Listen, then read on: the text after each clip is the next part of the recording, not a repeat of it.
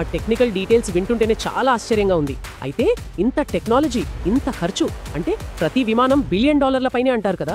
అవును, చాలా ఖరీదైనవి. మరి ఇంత ఖర్చు పెట్టారంటే దాని సైనిక అవసరం చాలా బలంగా ఉండాలి. వ్యూహాత్మకంగా దీని పాత్ర ఏంటి? దీని కొంచెం పెద్ద చిత్రంలో చూస్తే దీని స్టెల్త్ సామర్థ్యం అంటే ఆ కనిపించకపోవడమే దీని అతిపెద్ద బలం. శత్రువుల గగనతల రక్షణ ఎంత పటిష్టంగా ఉన్నా సరే వాళ్ళకి తెలియకుండా లోపలికి చొచ్చుకుపోగలరు.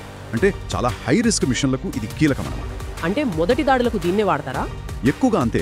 కీలకమైన లక్ష్యాలను, ఎయిర్ డిఫెన్స్ సిస్టమ్స్ను నిర్వీర్యం చేయడానికి. ఆ టెక్నికల్ డీటెయిల్స్ వింటుంటేనే చాలా ఆశ్చర్యంగా ఉంది. అయితే ఇంత టెక్నాలజీ, ఇంత ఖర్చు అంటే ప్రతి విమానం $1 బిలియన్ పైనే అంటారు కదా? అవును, చాలా ఖరీదైనవి. ఓకే, మరి ఆయుధాలు ఎంత మోసుకెళ్లగలదు? దాదాపు 40,000 పౌండ్లు అంటే సుమారు 18,000 కిలోలు. ఇందులో చాలా ఖచ్చితత్వంతో పనిచేసే గైడెడ్ బాంబులు, క్షిపణులు ఉండొచ్చు, లేదా అవసరాన్ని బట్టి అణ్వాయుధాలు కూడా. ఓ మై గాడ్, అంటే అటు కన్వెన్షనల్, ఇటు న్యూక్లియర్ రెండింటికి పనికొస్తుందన్నమాట. అవును, అందుకే ఇది అమెరికా అణుత్రయంలో అంటే వాళ్ళ న్యూక్లియర్ ట్రయాడ్లో వైమానిక దళానికి సంబంధించి చాలా కీలకమైన భాగం. కనీసం V-21 రైడర్ పూర్తిగా వచ్చేవారు. దీన్ని ఇంతకుముందు ఎక్కడైనా వాడారా? అంటే నిజమైన యుద్ధాల్లో? వాడారు. కొసోవోలో, తర్వాత ఇరాక్, ఆఫ్ఘనిస్తాన్, లిబియా ఇలా కొన్ని కీలకమైన సంఘర్షణల్లో V-2 తన సామర్థ్యాన్ని నిరూపించుకుంది.